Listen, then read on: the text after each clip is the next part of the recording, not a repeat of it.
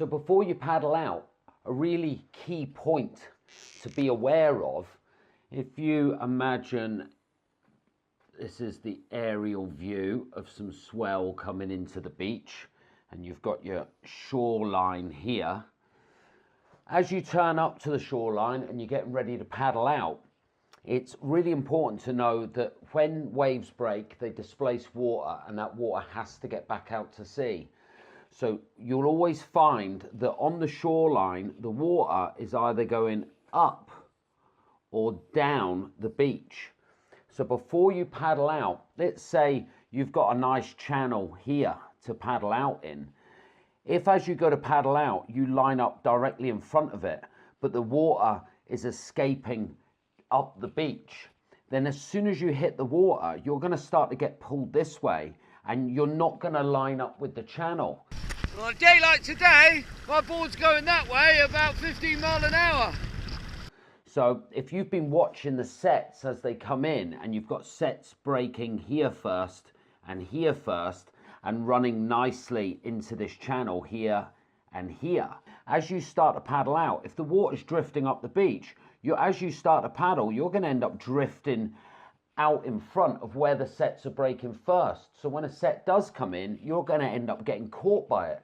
So before you paddle in, you might want to reconsider where you're paddling out from and paddle out somewhere further down here, so that as you start to paddle and you're getting taken with the water, you actually line up with the channel, with where the sets are breaking last.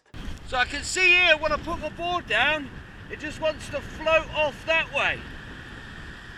So the fastest way to paddle out is to paddle at that angle out to the lineup. So before I start to paddle, I want to walk over this way and then slingshot myself that way. The zigzag, innit? The zigzag. Although make sure you time those sets. And vice versa, the water escaping across the shoreline might be running down the beach. So again, rather than lining up right in front of the channel here, you might want to line up further up the beach, and then that way, as you start to paddle and you drift, you line up with the channel and paddle out nice and easy. The zigzag, innit? The zigzag. So you might want to be surfing these rights that are peeling in here, and you paddle out here, drift this way, and then out through the channel and come back round to the waves.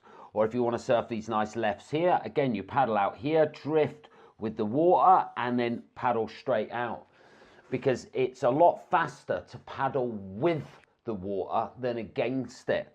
So before you paddle out, you want to chuck your board in the water just as you're getting out to sort of knee to waist depth, and have a feel for which way that water's going, whether it's going up the beach or down the beach.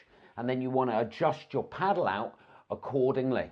You want to line up with your channel where you want to paddle out, and then just before you start paddling, just chuck your board down in the water and watch which way it wants to go, whether it wants to go off to the left or off to the right, because that's the direction you're going to paddle. If you've got a strong rip running off to the right, then you want to start to walk to the left and then paddle to the right. Does that make sense? Yeah! Easy, innit? Easy.